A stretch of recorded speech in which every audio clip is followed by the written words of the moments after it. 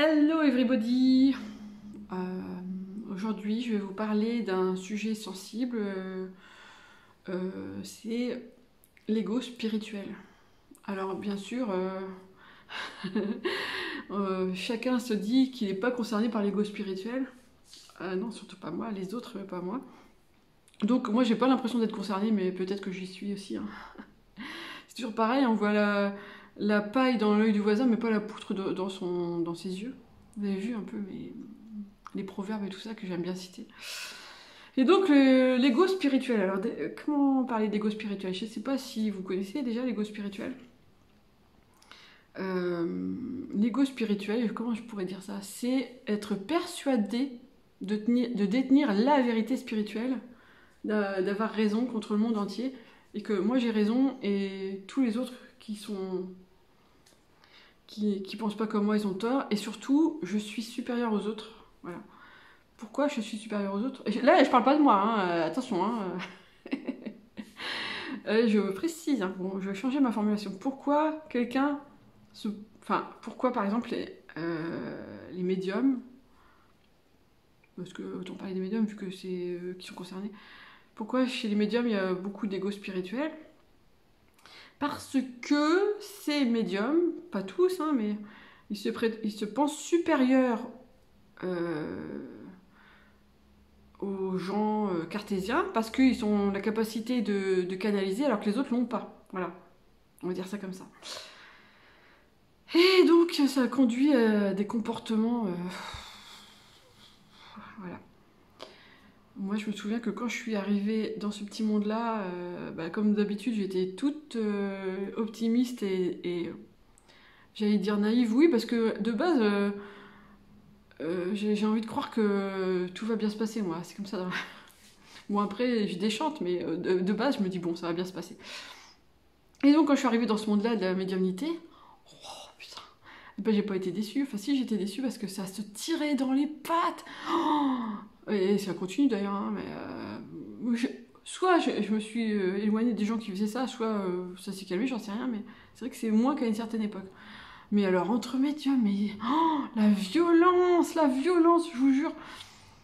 C'était... S'ils avaient pu se taper dessus, ils l'auraient fait, quoi. Puis, ouais, vraiment... c'est... Ouais, c'est... Une période vraiment spéciale. Donc moi, j'ai pas voulu participer à tout ça. J'ai pris un peu de recul. Et je les ai laissés se chamailler entre eux, mais j'étais vraiment surprise, quoi. Et, ouais, je me suis dit que c'était ça. C'était cette certitude de détenir la vérité absolue sous prétexte que moi je suis médium et que j'ai canalisé machin bidule truc qui m'a dit ça et c'est sûr qu'il me l'a dit donc c'est moi qui ai raison. Voilà. L'ego spirituel, ça peut aussi mener à devenir un gourou qui s'assume pas comme gourou, quoi. Parce que comme on se sent supérieur aux autres, bah, on veut leur montrer le bon chemin. Oh, j'ai l'impression de parler de moi, c'est horrible. Parce que la vidéo de la semaine dernière, je vous dis que j'ai envie de... Ma mission c'est de guider tout ça, mais non, je me sens pas gourou. On peut guider sans être gourou, merde. Entre adultes consentants et avec un esprit critique développé, normalement c'est bon, voilà, c'est ça aussi le problème. Enfin bon, pour en revenir à l'ego spirituel, ça pullule aussi dans les bouquins et les gourous, les machins, les bidules, et ce besoin aussi d'aller chercher un gourou pour te montrer le chemin. Un gourou qui a tout mieux compris que toi, alors que ce qui est... Si je prends mon cas, bah, peut-être que j'ai un égo spirituel, j'en sais rien. Je suis toujours mal placée pour parler de moi, mais bon. J'ai jamais prétendu détenir une vérité et ni l'asséner aux autres, quoi. Je suis comme vous, je suis dans mon questionnement, je tâtonne, j'avance, j'ai essayé d'écouter ma guidance. C'est plus facile de capter celle des autres que la mienne, mais bon, j'y arrive quand même. Et voilà, donc je suis j'essaye d'être dans l'humilité, une petite dose de doute, mais pas trop pour pouvoir avancer quand même, et aider les autres parce que j'ai un esprit de synthèse et et d'analyse de ce que j'ai vécu pour pouvoir après le transmettre aux autres. Voilà. Voilà. Ça, pour moi, c'est une démarche saine. Moi, c'est la mienne, alors je vais pas dire qu'elle est pourrie, mais ce qui est malsain, c'est de vouloir dominer et écraser. Ou profiter de la crédulité, des gens qui sillonnent ce milieu-là, parce que c'est vrai qu'il y a beaucoup de gens très crédules aussi. Et pour en revenir à l'ego spirituel, je sais pas ce que je peux vous dire d'autre. L'ego, c'est bien, enfin l'ego. C'est quand même, on va dire, c'est pas nous, même si ego ça veut dire soi-même, mais c'est notre noyau, quoi. Enfin, je sais pas comment dire, c'est autour de ça qu'on gravite et qu'on se construit une identité. Même si notre identité, c'est pas nous, comme je le disais dans ma vidéo, qui suis-je vraiment? On n'est pas ce qu'on croit être, mais quand même, pour évoluer dans la société matérielle, etc., c'est quand même bien d'avoir une identité à laquelle se raccrocher. Donc l'ego, on peut lui reprocher plein de trucs, mais pas ça, quoi. L'ego, il nous aide à avoir une encre, on va dire, une encre, un noyau. Alors peut-être que c'est faux comme encre, peut-être que ça nous rattache à des choses qui sont fausses, mais on peut pas non plus se rattacher à rien. Si, peut-être qu'on peut quand on est très éveillé spirituellement, mais on n'y est pas encore. Hein. Enfin, moi, j'y suis pas encore, en tout cas. Voilà, donc l'ego, il est bien. Il est bien, enfin, il est utile. Et l'ego spirituel, alors ça, c'est une grosse merdasse, quoi. C'est être persuadé qu'on a raison, déjà de base, c'est pourri, quoi. Mais c'est dur aussi, parce qu'on se dit... avoir des convictions dans la vie, c'est bien aussi. Je suis tout le temps dans la nuance, vous avez remarqué, c'est chiant. Des fois, je me dis, mais pourquoi tu vas tout le temps chercher des nuances?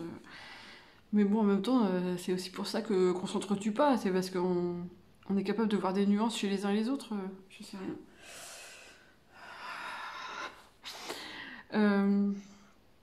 Voilà, tout ça pour dire que l'ego spirituel, vous pouvez repérer assez facilement quand quelqu'un prétend... Non, assène ses vérités, voilà. Ses certitudes, qu'il n'est pas du tout dans le questionnement ni dans le doute, et qui veut vous écraser. Ouais, c'est ça aussi l'ego spirituel, c'est que ça veut écraser, je trouve. Et c'est dommage, quoi. C'est dommage parce que l'ego spirituel, c'est quelqu'un qui comprend pas qu'il y a plusieurs vérités, qu'on n'a pas une vérité, mais que la vérité, elle est multiple, elle dépend de chacun, de la perception du monde de chacun, de son vécu, de ses croyances, etc. Donc, l'ego spirituel, il balaye tout ça et puis il dit c'est moi qui ai raison et je fais mieux que vous et vos gueules.